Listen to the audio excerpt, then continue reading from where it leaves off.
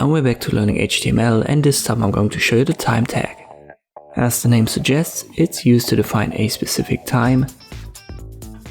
So let me just give you an example. Let's say we are open from 8 to, let's say, 18.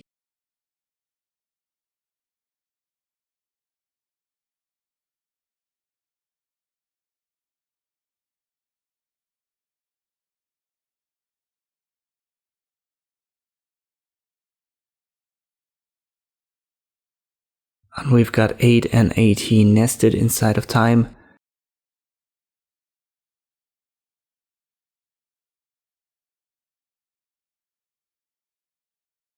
So it doesn't really change anything inside of the browser, but search engines and browsers now know that this is a time.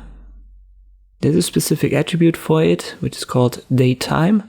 So let me give you another example where we say that we have a date on Monday, and Monday can be turned into time.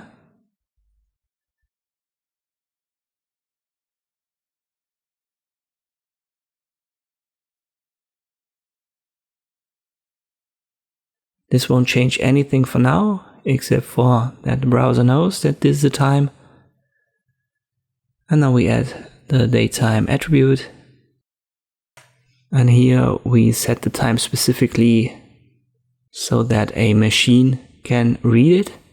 So we need to use this format. Let's say the 25th of February this year at 8 p.m.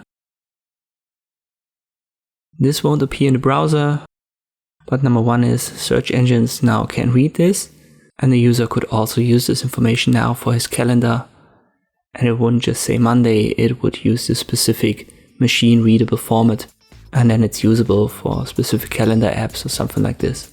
And this is all there is to know about the time tag in HTML. I hope this video was helpful. Thank you for watching, and I'll see you next time.